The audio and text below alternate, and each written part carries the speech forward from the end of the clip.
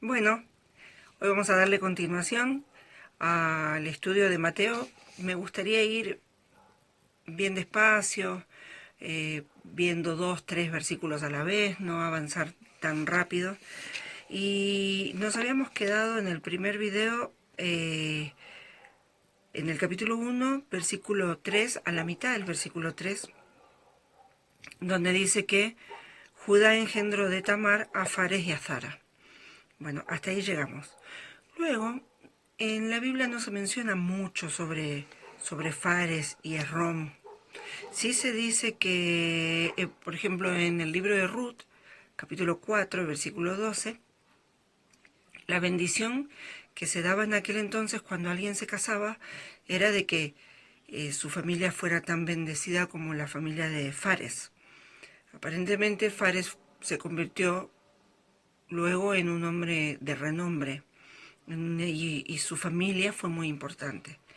Así que bueno, eh, recordemos que Judá tomó, digamos, pensando que había contratado a una prostituta porque estaba con el velo puesto en el rostro, en realidad se terminó acostando con su nuera, eh, Tamar, que había quedado viuda de los 2 hijos de Judá, de los 2 hijos mayores.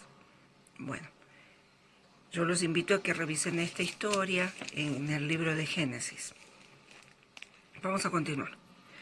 Entonces dice que Fares engendró, o sea, tuvo a Esrom, engendró a Esrom, Esrom a Aram, Aram engendró a Aminadab. Nos vamos a detener, para no hacerlo tan largo, nos vamos a detener cuando haya un personaje que haya sobresalido por alguna característica en especial. Entonces, Aram engendró a Aminadab, Aminadab engendró a Nazón y Nazón a Salmón. Ahora, acá quiero hacer una pausa. Ahí llegamos hasta el final del versículo 4. ¿Quién fue Salmón? Bueno, tampoco no se menciona mucho, pero sí se menciona a su esposa, que en realidad lo que yo quiero resaltar acá, en toda esta genealogía, cómo Mateo ha tenido el cuidado de, de hacer sobresalir ciertas historias familiares que fueron, digamos, que podrían haber llegado a ser muy vergonzosas y que por eso en realidad no se deberían mencionar en la Biblia. Pero lo importante, lo lindo, lo que podemos rescatar de esto es que estas personas que son mencionadas, como vamos a mencionar ahora, a Rahab, que se la conoce porque fue muy popular porque fue una ramera, fue muy conocida por eso, y fue la única persona que ayudó a los israelitas, a los hebreos, a huir. A 2 israelitas que habían ido a espiar a Jericó, la tierra de Jericó, antes de conquistarla. Entonces, eh, ella los ayudó a escapar, los escondió en la terraza de su casa y luego los ayudó a escapar con la intención de que cuando ellos fueran a conquistar Jericó con todo su ejército, que preservaran la vida de ella y la de su familia, la de toda su familia. Esa historia es muy interesante. La podemos encontrar en el libro de Josué.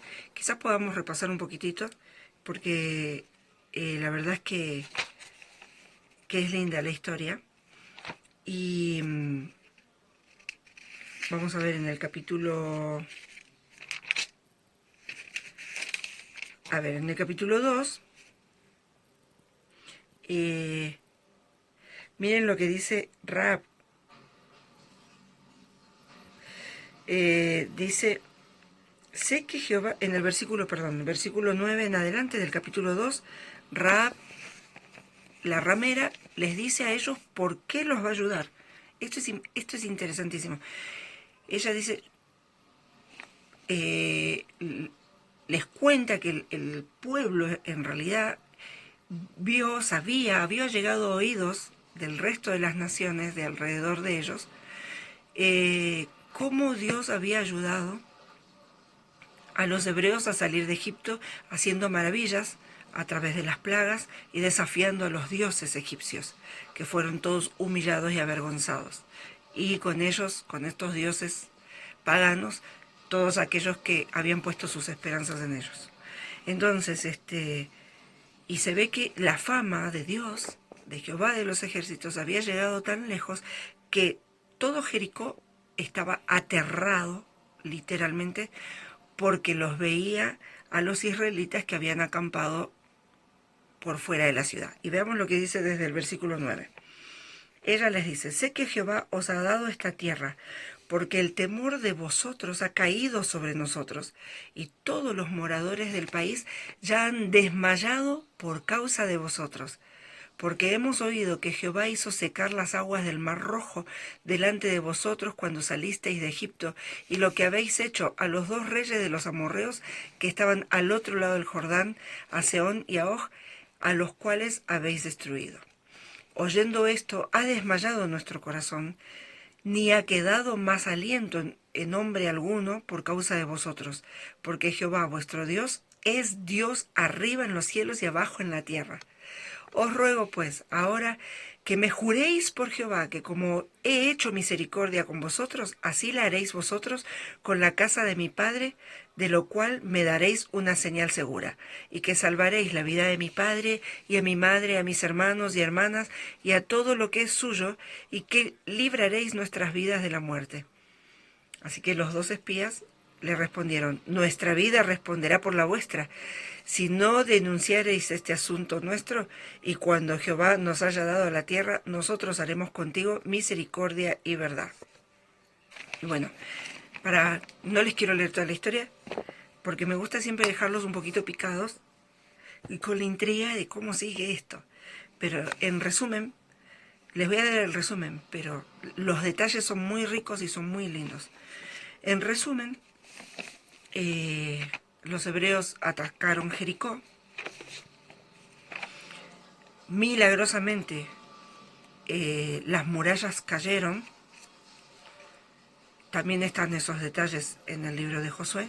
Cómo fue que cayeron las murallas sin que los hebreos ni siquiera las tocaran para que se cayeran. Pero se cayeron y ellos pudieron pasar por encima de las murallas y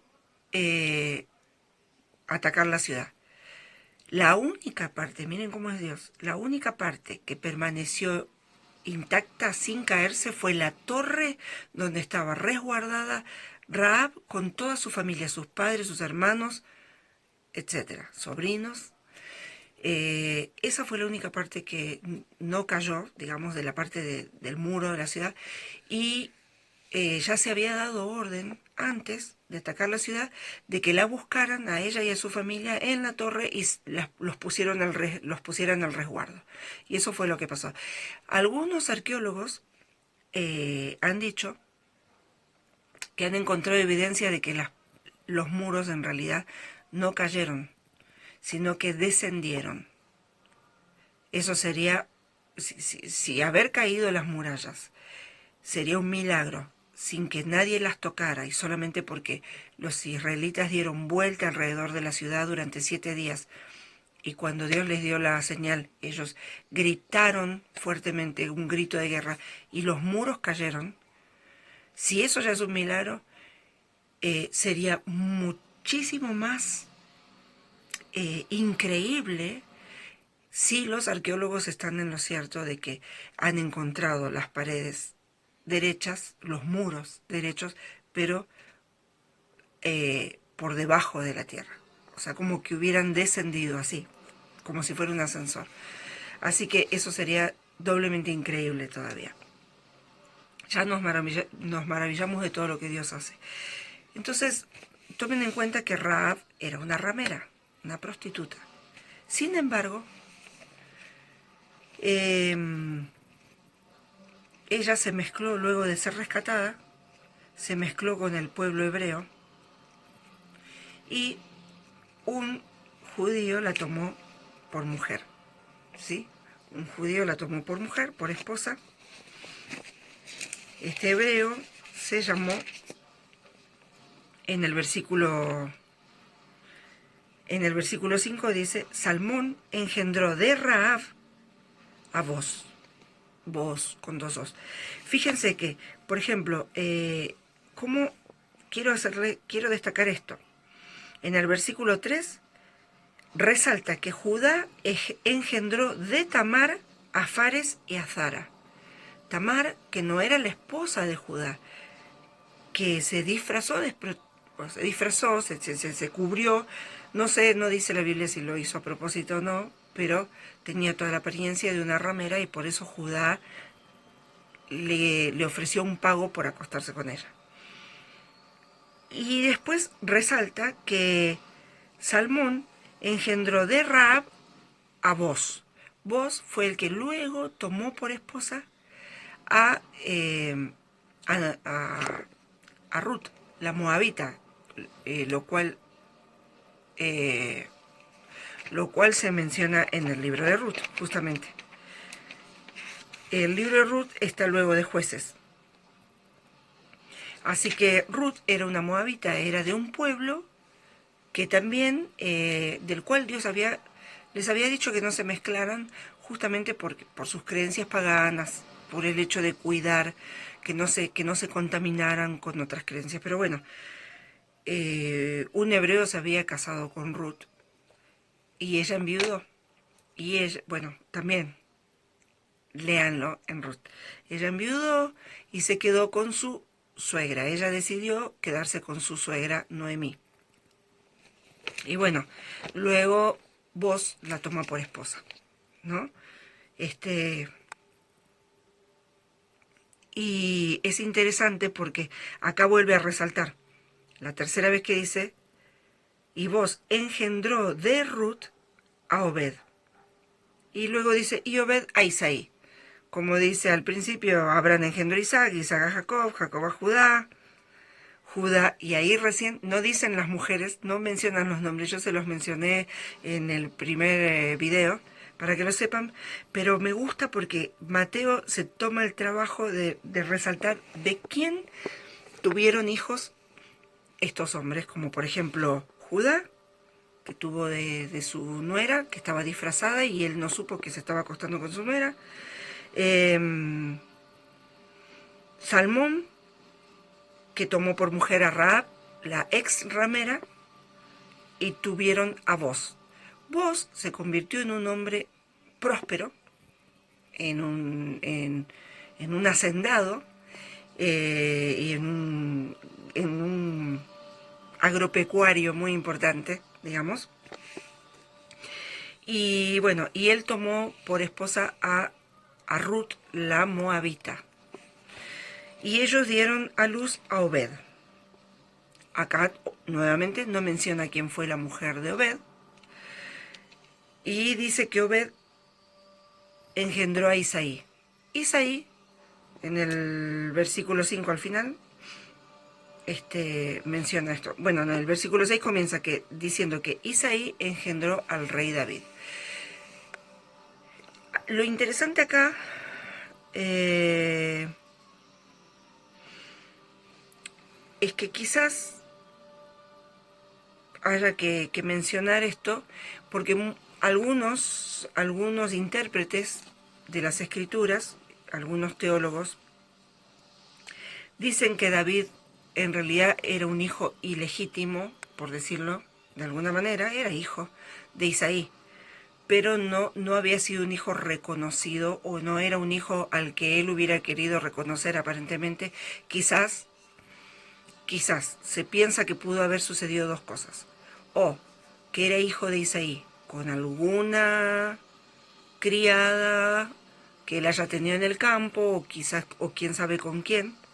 Y por eso cuando el profeta Samuel va a la casa de Isaí, por orden de Dios, a esperar que Dios le indique cuál de todos los hijos de Isaí él tenía que ungir como futuro rey, entonces Samuel llega a la casa de Isaí y le dice que haga venir a todos sus hijos, que Dios le iba a mostrar a cuál de ellos debía ungir para ser el futuro rey. Y la sorpresa es que pasaron todos y Dios le dijo a Samuel, no es ninguno de esos. Entonces Samuel le dijo a Isaí, pero ¿cómo? El Señor me dice que no es ninguno de estos. ¿Acaso tienes más hijos? Entonces ahí fue cuando Isaí dice, ah, sí, tengo al menor, cuidando las ovejas en el campo. O sea, para él no fue importante llamarlo al menor.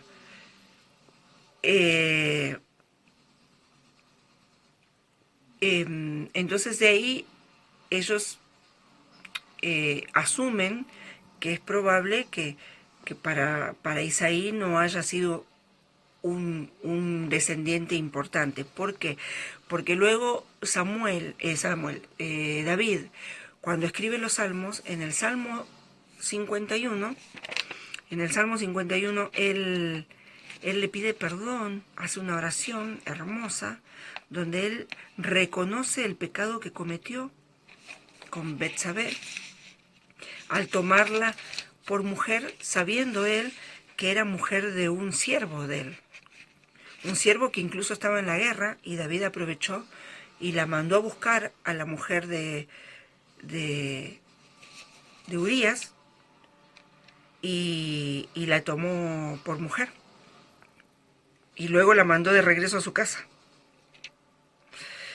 Esta historia está en 2 de Samuel 12, 2 de Samuel 12 del 1 al 15.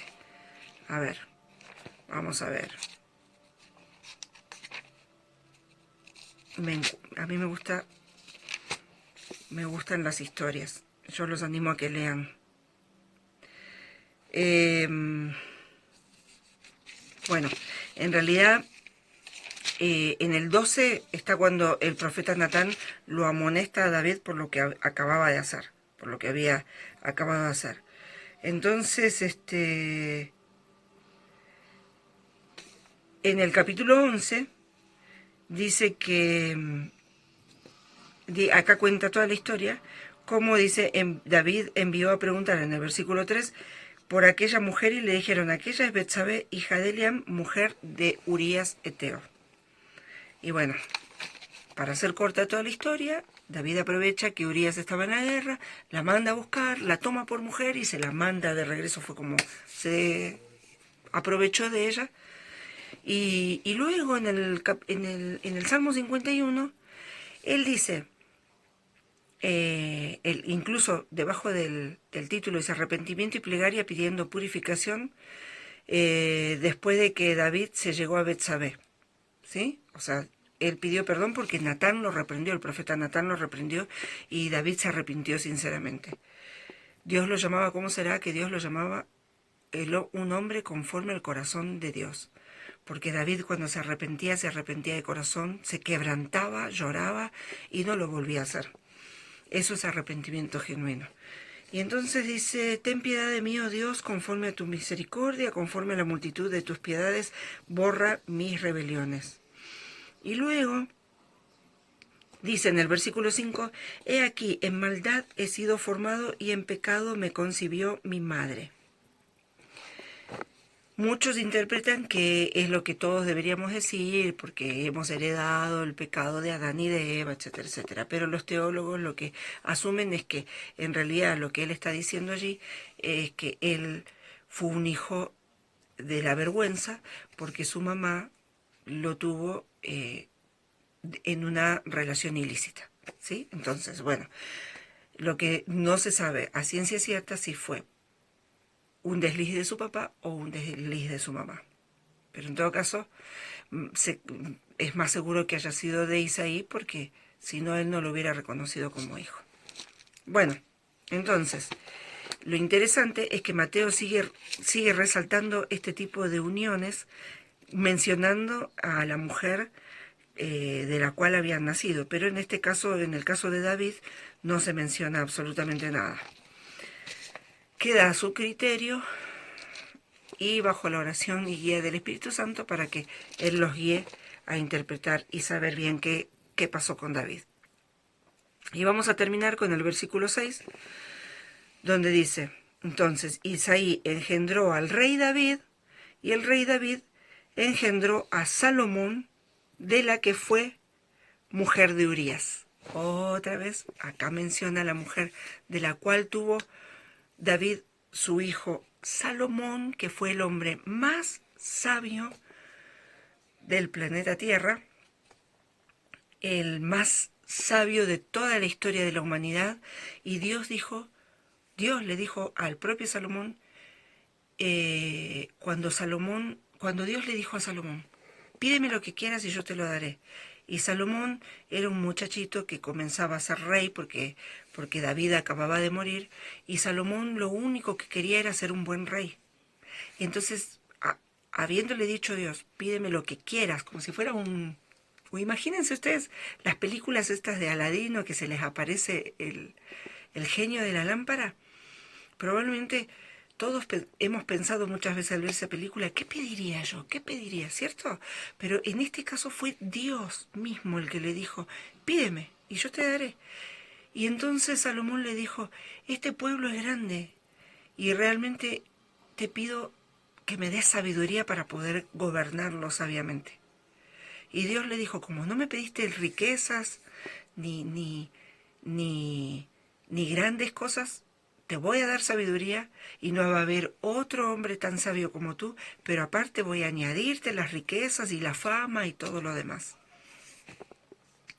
Y recuerden esto, sigamos resaltando que Salomón fue un hijo también ilegítimo, porque fue hijo entre la relación de David y Betsabé, mas no fue el primer embarazo de Betsabé con David,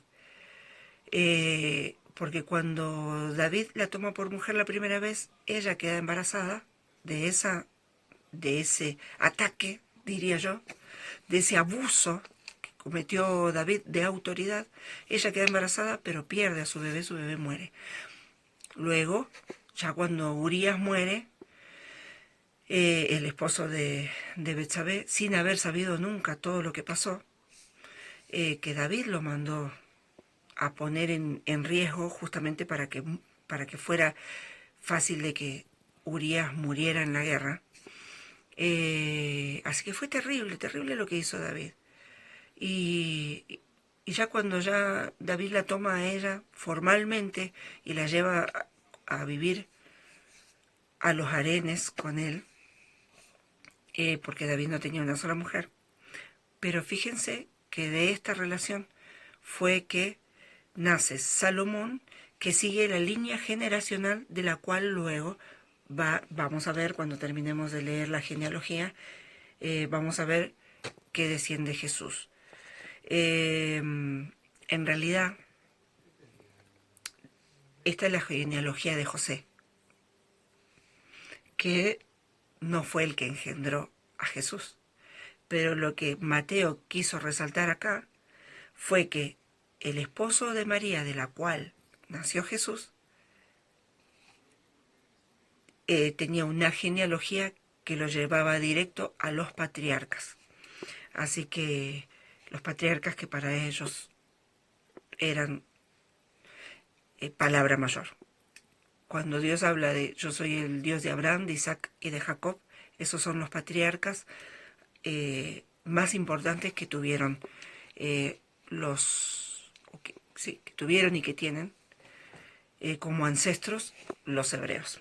Bueno, vamos a dejarlo hasta ahí hoy, y en un próximo video vamos a continuar estudiando a ver qué más nos tiene la genealogía de Jesucristo.